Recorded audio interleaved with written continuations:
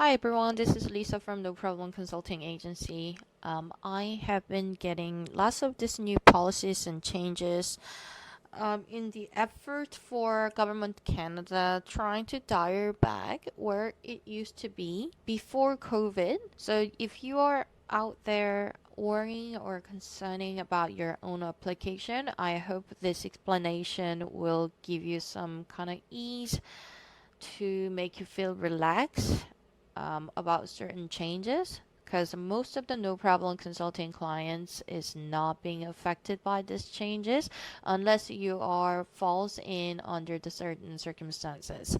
So let me just start with this tightening measure about the LMIA. So if you are the candidates who is actually going through the LMIA, as soon as you see this information, starting September 26th, the certain LMI applications submit for low wage stream will be affected by these following tightening measures. So one thing that you need to pay attention to is starting September 26th. So applications submitted for the low wage stream. So what that means is starting September 26th. So any application submitted before September 26th will not be affected by this following tightening measure. This procedure is what we call the grandfathering. When they are grandfathering the policies before the new policy came into the effect, then any application should not be under any kind of impact because of these new changes came into place, which creates fairness when it comes to the new policy implementation takes place. And even if you are to apply for your LMIA after September 26, there are certain things that you need to understand. So in their own word, it says it's called the low wage stream. All right.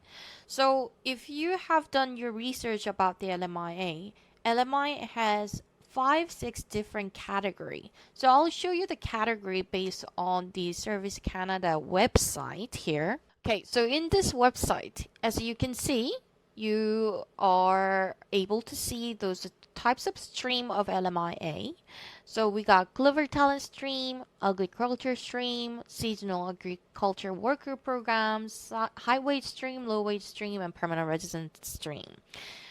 Fortunately, this new tightening measurement is only going to be applied for the low wage stream, but most of the clients that is going through the LMIA in the future or currently going through the LMIA still falls under the permanent resident stream.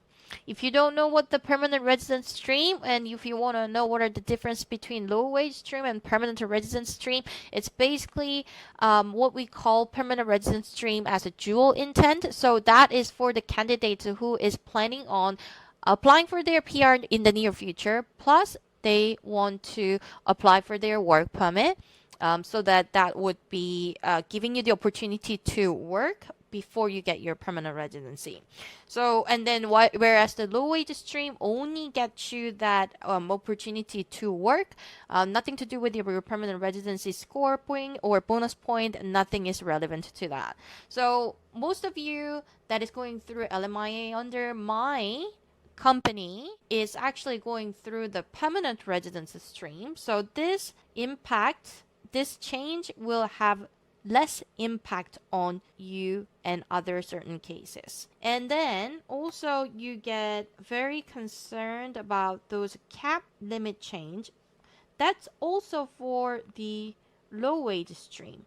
You just need to pay extra attention to the wording of how they are going to put in there. For me, from my previous experience and then the number of cases I've been working with Service Canada, with LMIA, LMO, everything else, I have seen that they always trying to clamp it down for the low wage stream, is because low wage stream involves no named applicant, which normally being used for fraud and then selling those LMIA for no reason, like not because they really need a worker, it's because they want to sell it for money. So for low wage stream, Canadian governments and Service Canada already know there has been ongoing scam and fraud going on. So that's why they're trying to do this effort to make that go away. And as per the maximum employment duration for low-wage position is being reduced to 2 years to 1 year. This is normal. Before COVID, the cap limit for the LMIA has always been 20%, but now they are doing extreme measurement to cut down that cut. And also, for the employment duration has always been from 1 year, but during the COVID, they actually made exception to increase it to 2 years. So what are you seeing right now is very normal and regular way of them trying to help or protect people from getting fraud. So this is just going back to normal stage of the LMIA. Also, this new release today on August 28th, they said immigration refugee has ended a temporary public policy that allow visitors to apply for a work permit from within Canada effectively immediately. So to understand this correctly, you got to understand this policy was initially just a temporary during the COVID, and then they are very specifically explaining what that means during that policy. Okay, so in 2020, normally before 2020, no one was able to submit their work permit application online if you are already in Canada as a visitor. So back then, what we did was either candidates go to the point of entry, which is a border, land border, airport. You go to the border, go through the interview, and then get your work permit. That's one way to get your work permit back in pre-COVID era. And they were so nice enough to make this change because they understand that there has been big labor shortage. So they want the visitor to be able to convert their visitor permit to work permit during the COVID. Okay, so online application for the work permit application as a visitor was allowed temporarily, but now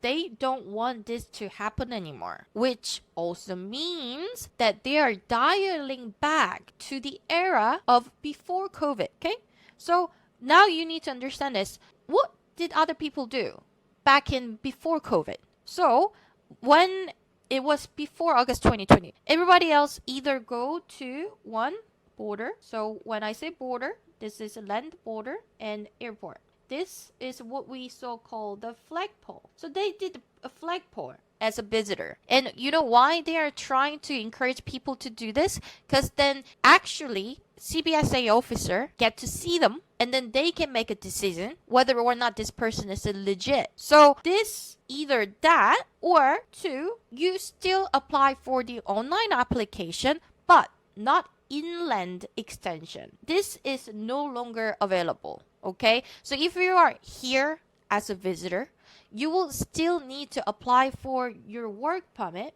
outside. And what it means, your outside officer will still need to look into your work permit application, and then they decide whether or not you should get the work permit approval letter. So once you get that introductory of approval letter, you still need to bring that in to get to the border and then turn that into the actual paper work permit. So that's pretty much as simple as this. So all this temporary policy will be put into stop because we are no longer in COVID era. And for you, there's no reason for you to get super panicked about this or freaking out. This is as simply as I can put it. This is just them going back to pre-COVID. You guys were lucky when there was COVID and then you are here and then you actually get to take advantage of all this temporary measurement. Then you're just being lucky. That's all it is. But now we're just going back to the normal stage. stage before all this temporary public policy happens. So even then, you're still worried and then you need advice. I would highly recommend any clients to actually book a consultation with me so that I can go through this, taking my time. Then you will probably feel less concerned, because for me, this is not new. This is definitely what I would expect to see after COVID died down a bit. So don't worry too much. I'm just trying to explain to you what it means by the Service Canada doing this announcement, IRCC doing this announcement, and then you will see this. I swear God, you will see lots of this temporary public policies will be in pause or will be seized in short period of time. For the next 3-4 months, I'm pretty sure all this policies that was being in place is going to be either stopped immediately or they are going to give a couple more months just so that you can get ready. So I hope this video was helpful for everybody who's out there, who is in this, who's going through this crazy changing time.